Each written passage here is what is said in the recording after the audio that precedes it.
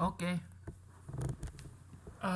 kita lanjutkan pembahasan soal yang belum selesai ya. Ini masih soal kelas 12. Oke, nomor 1, Mbak Sriwinarni. Muridnya cuma 2, jadi ya 2 orang tok yang menjawab ya. Gak masalah. Oke. Yuk, jawabannya apa nih nomor 1? Coba ditebak.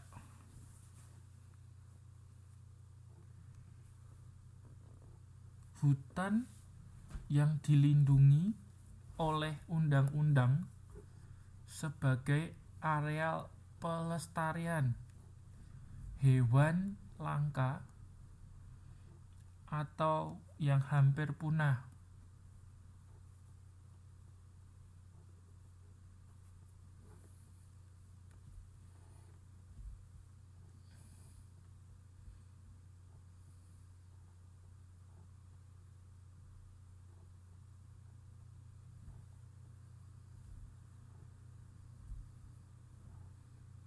Apa jawabannya? B.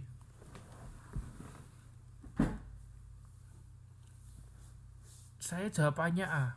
Cagar alam.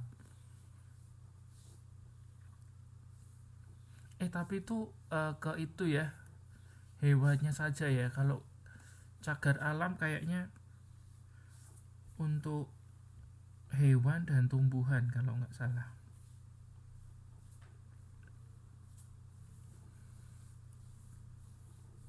Sebentar saya cek dulu.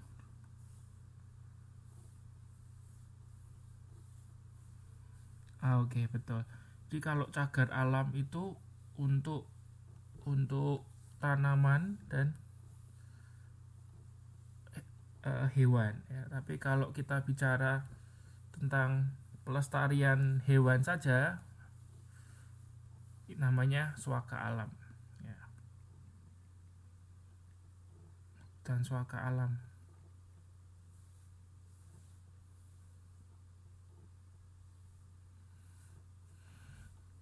ya, betul jawabannya ya.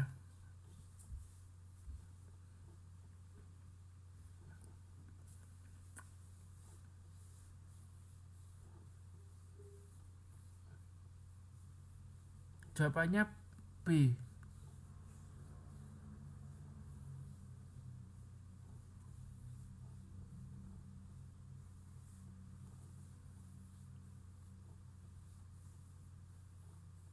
eh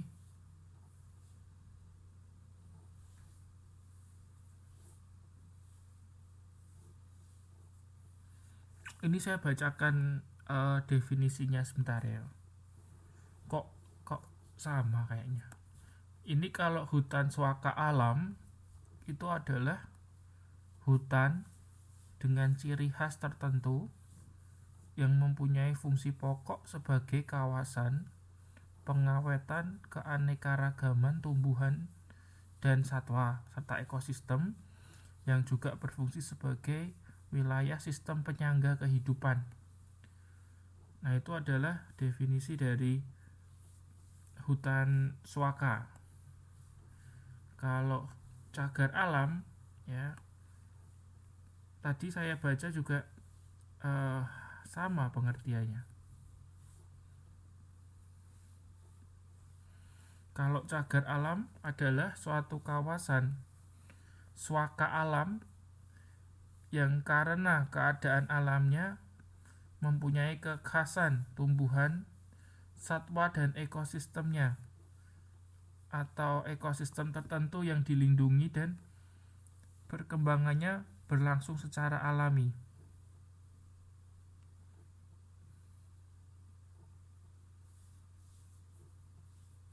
Ya, definisinya. Oh, ini nih.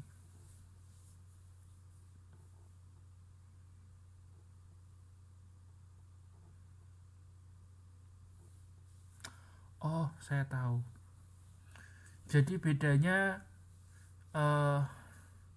nomor satu ya, kita masih nomor 1 kok. Jadi gini, bedanya cagar alam dengan hutan swaka alam, kalau cagar alam itu kondisinya ya dibiarkan ya, jadi tidak dilindungi tapi dibiarkan gitu ya, tidak ada tindakan dari pemerintah untuk misalnya sengaja menanami atau apa, enggak ya, tapi melindungi aja, jadi biar natural gitu ya. Itu kalau cagar alam ya. Sedangkan swaka alam, nah ini ada campur tangan pemerintah ya dalam hal pemeliharaan tanamannya gitu kan, atau mungkin membuat jalan, memberikan fasilitas di hutan tersebut ya, untuk wisata, untuk kegiatan-kegiatan komersial lainnya gitu. Nah, kalau kita perhatikan ya, nomor 1 ini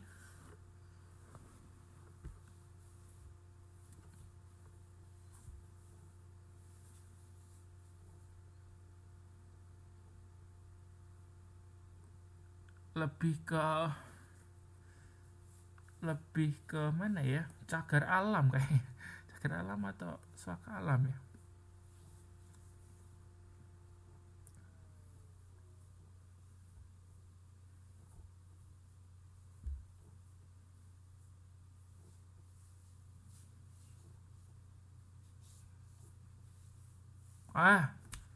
Ketemu jawabannya. Ya, ketemu nih, saya bacakan ya. Jawabannya bukan B, Mbak. Jawabannya A. Ini saya bacakan. Pelestarian dapat dilakukan secara sengaja atau alami untuk menjaga kelangsungan hidup tumbuhan tersebut.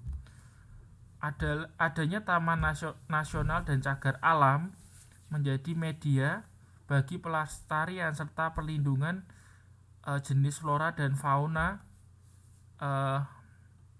supaya tetap terjaga dari ambang kepunahan, sehingga kelestarian keragaman hayati flora dan fauna Indonesia tetap terjaga ya. Jadi jawaban yang tepat cagar alam ya, karena cagar alam itu memang tujuan utamanya untuk menjaga supaya flora dan fauna itu yang hampir punah ya tetap aman gitu ya.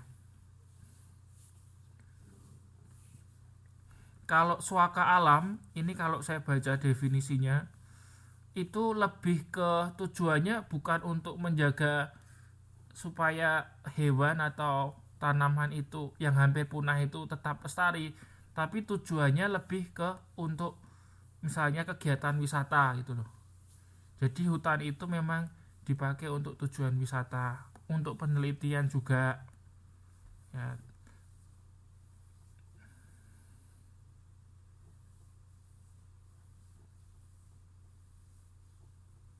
Oke, paham ya? Itu tadi bedanya ya. Jadi kalau kita bicara mengenai pelestarian hewan langka ya, supaya tidak punah, itu cagar alam namanya. 1A bukan B, Mbak ya. Lalu nomor 2, Mbak Santi.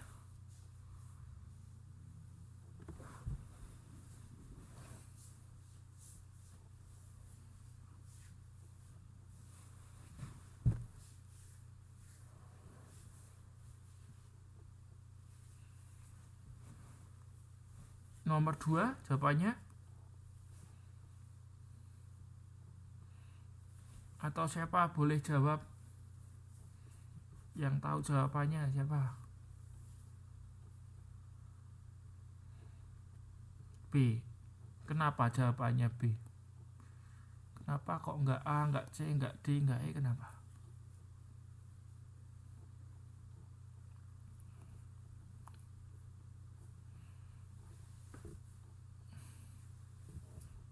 Dulu pernah dibuat UTS. Jawabannya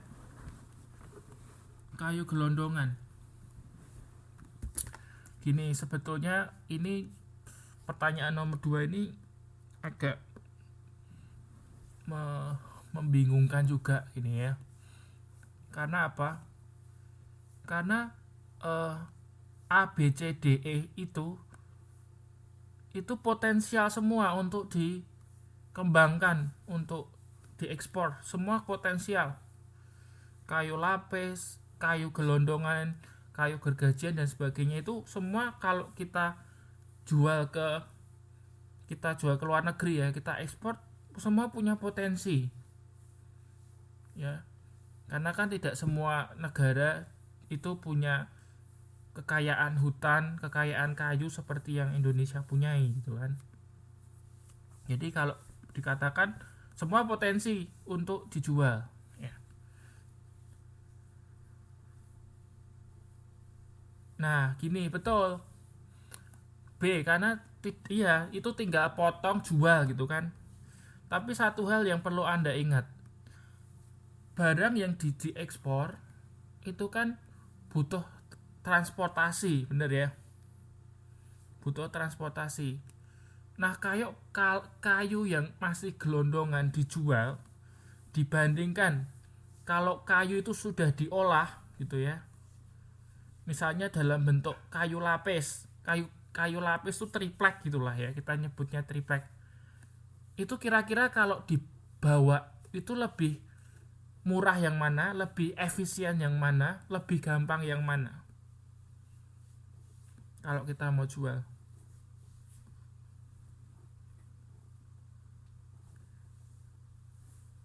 Yang triplek ya kan. Kalau yang gelondongan tuh kan masih susah kita mau bawa ke luar negeri kan, gedenya kayak gitu ya, apalagi hutan-hutan kayu-kayu yang dari hutan itu kan gede-gede itu kan. Nah kayu sudah diolah ya, sudah dibuat kayu triplek kan bawanya enak kan? Nanti akan berpengaruh ke cost juga kan, biaya untuk membawanya kan lebih murah nanti ya. Kalau saya pikir dari jawaban A sampai E ya, sebetulnya semuanya potensi ya, semuanya potensi ya. Cuman kalau yang B itu yang paling susah malahan menurut saya ya. Memang betul, tinggal tebang jual itu gampang, tidak perlu ada pengolahan secara khusus. Tapi kalau dipertimbangkan dari sisi transportasinya, kayu gelondongan yang paling susah itu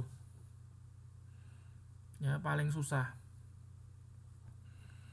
Nah kalau yang dikatakan paling gampang, kayu lapis itu paling gampang karena kan bentuknya sudah rapi gitu kan, dibawa kalau kita mau jual gampang kan ya. Kalau menurut saya ini yang paling tepat A, kayu lapis.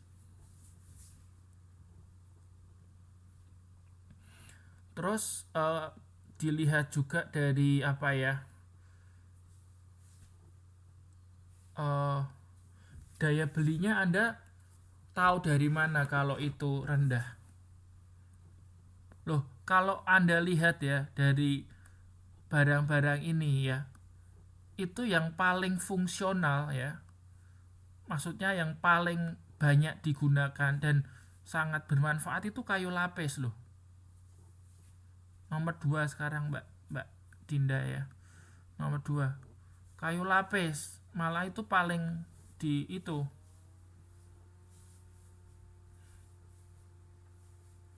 Iya betul ya.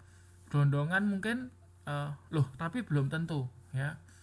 Ada negara yang nggak mau ngolah juga kan, pinginnya sudah dalam bentuk yang bagus gitu kan, dalam bentuk kayu lapis gitu kan, daripada yang gelondongan ya. Tapi kalau pendapat saya sih sebetulnya semua punya potensi ya kan, semua punya potensi. Kayu lapis iya, kayu gelondongan pun juga kalau dijual pun juga laku gitu kan.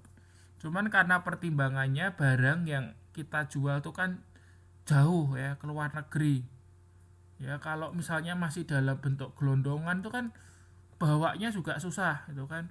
Tapi kalau sudah diolah lebih gampang bawanya, ya kan. Nah ini kalau saya boleh buat prioritas ya, ranking ya. Nomor 1 kayu lapis, ya karena apa?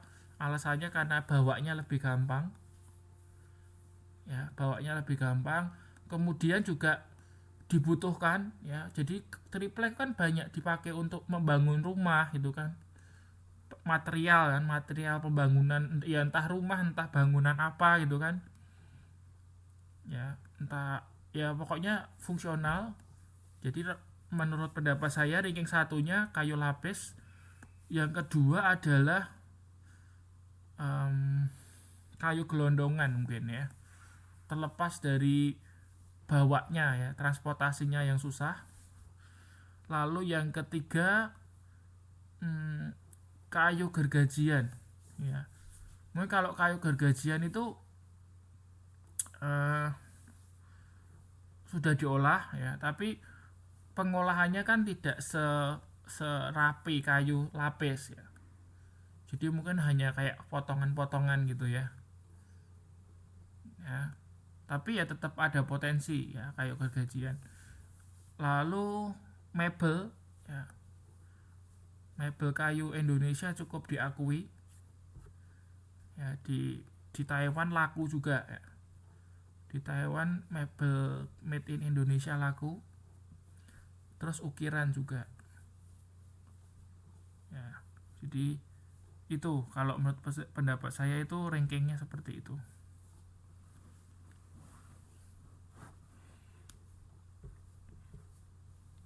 Oke. Jadi kesimpulannya jawabannya apa? Jawabannya A menurut saya ya. Tapi kalau Anda pengen jawabnya B ya nggak masalah juga. Soalnya ini memang dari sisi soalnya kan agak susah kan. Rancu gitu ya. Ya boleh, tidak apa-apa. Kayu gelondongan ya boleh. Karena tadi ya alasannya karena apa? Tanpa ada pengolahan ya, jual mentah gitu kan, nggak ada macam-macam gitu kan. Tapi kan di Indonesia itu malah sekarang kan sedang menggerakkan itu kan. Jadi kita kalau jual barang jangan yang barang mentah gitu kan, tapi harus sudah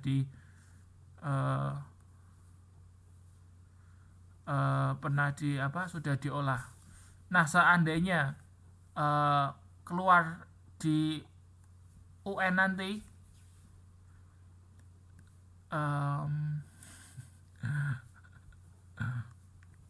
ya ukiran kayu Jepara terkenal ya, makanya semua tuh potensi. Mebel juga terkenal, makanya kan itu semua potensi, nggak ada yang nggak potensi sebetulnya.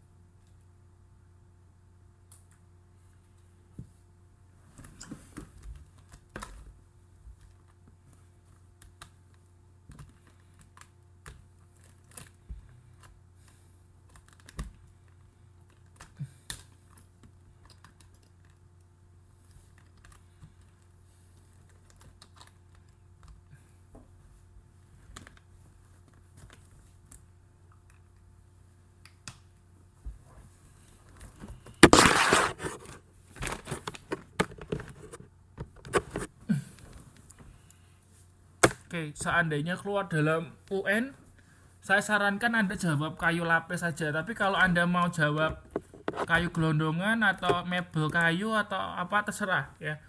Tapi kalau saya boleh sarankan jawabannya A. Ya Anda pilih A, kayu lapis. Karena tadi pertimbangan yang pertama karena bawanya lebih gampang gitu kan. Dari sisi transportasi lebih gampang.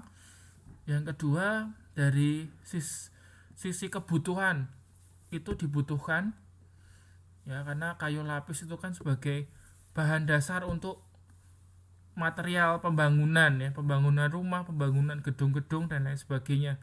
Butuh sekali kayu lapis. Dan biasanya kan produk-produk yang diekspor itu kan harus punya standar tertentu gitu kan. Ada standar pengolahan tertentu gitu ya. Saya rasa kalau cuman kayu gelondongan aja kayaknya kok gimana gitu ya. Ya saya sarankan A, tapi terserah Anda kalau mau jawab D, mau jawab E ya nggak apa-apa. Toh kalau salah ya salah satu gitu kan. Masih lulus ya, kalau Anda masih salah satu masih lulus lah. Terus nomor 3 siapa? Jawab nomor 3 silahkan. Mbak Amini mau jawab nomor 3.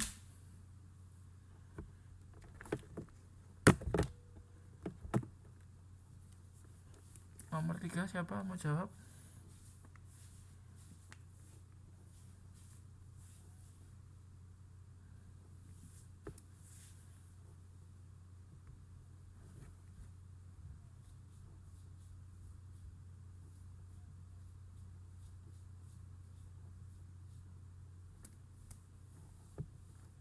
Atau Mbak Eka nomor 3 Mbak. Ini sebetulnya sudah kita bahas sedikit waktu kita bahas mengenai persebaran flora dan fauna itu kan. Nah salah satunya itu karena faktor edafik ya kan. Ada faktor edafik, ada faktor morfologi ya kan. Nah itu kan kita sudah bahas edafik itu sudah kita bahas. Ya betul sekali, jawabannya B. Jadi ingat ya, kalau edafik itu terkait dengan tanah ya, terkait dengan tanah. Nah di soal nomor 3 itu yang ada kaitannya dengan tanah itu kan B dan C ya kan, B dan C karena ada sama-sama ada tanahnya. Cuman gini, kalau yang B itu lebih ke air tanahnya ya kan, jadi ke airnya bukan tanahnya ya kan. Yang B itu kan air tanah, jadi bukan ke tanahnya tapi ke airnya. Nah sedangkan yang C itu lebih ke tanahnya. Oke. Jadi saya ulang lagi, faktor edafik itu faktor yang terkait dengan tanah.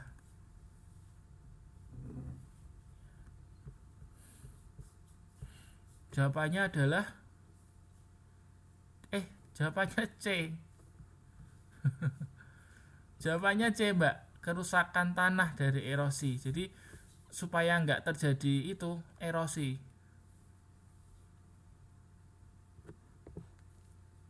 Ya jawabannya C bukan B. Karena itu tadi ya, kalau yang B itu air tanah ya, bukan tanahnya sendiri kan. Nah sedangkan kalau kita bicara faktor edafik itu faktor yang terkait dengan tanah.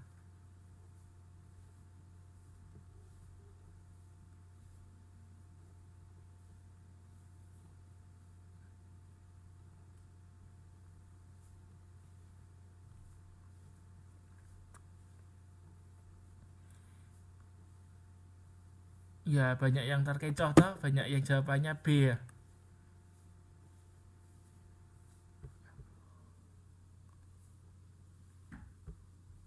Yang benar C, kerusakan tanah dari erosi. Kalau karena yang B itu lebih ke air tanahnya, airnya ya kan, bukan ke tanahnya. Sedangkan yang C itu ke tanahnya gitu kan. Jadi menjaga tanah dari kerusakan gitu kan, akibat erosi gitu. Oke, sekarang nomor 4.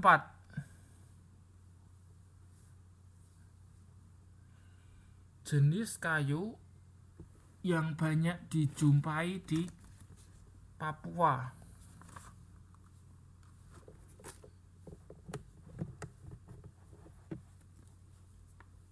Kayu apa namanya? Ini tadi saya sempat browsing nggak ketemu jawabannya. Kalau Meranti bukan ya, Meranti itu daerah Sumatera dan Kalimantan ya kan. Ini pernah kita bahas pertemuan sebelumnya kan ya. Cendana, benar, bukan. Kalau nggak salah Cendana itu di daerah Nusa Tenggara. Ya, Nusa Tenggara itu Cendana.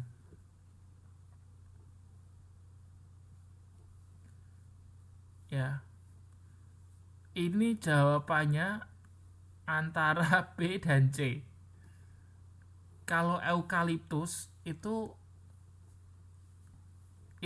di Pekanbaru banyak.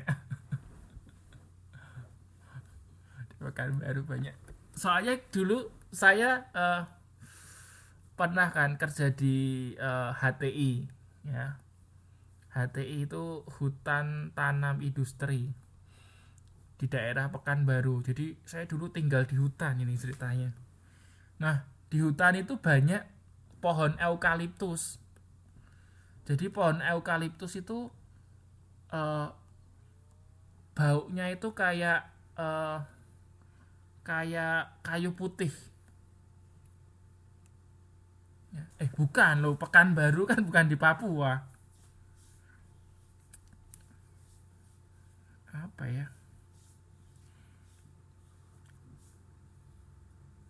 Cendana itu bukan di Papua, Cendana itu di Nusa Tenggara itu.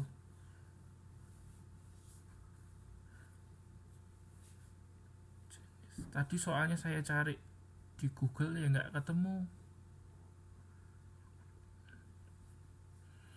Malah ketemunya kayu kuat gitu. Bentar.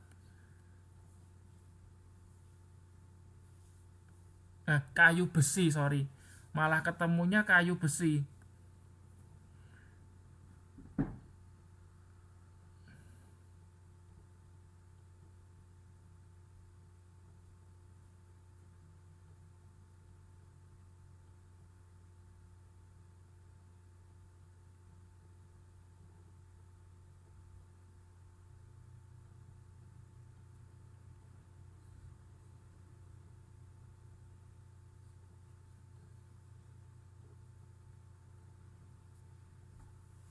Kamper, bener. Yakin, Mbak?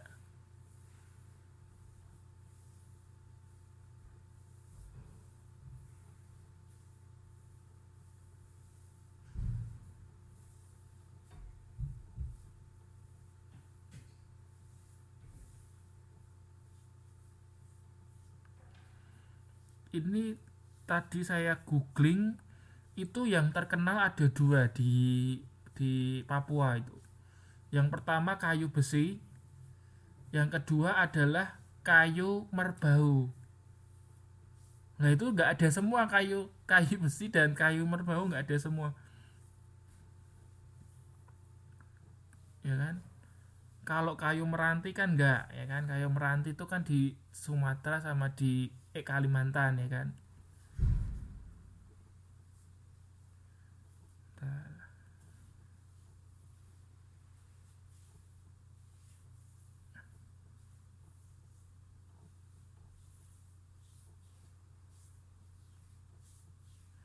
Nah ini malah ada kayu gaharu. Di Papua itu ada kayu gaharu.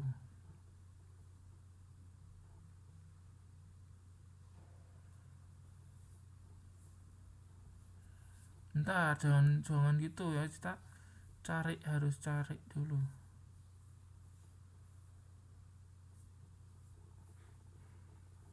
Apa ya? Oke, kita skip dulu. Nanti jangan bonus, kita harus cari tahu jawabannya ya. Sementara ini nomor 4 di skip dulu ya. Nanti sambil saya cari jawabannya ya.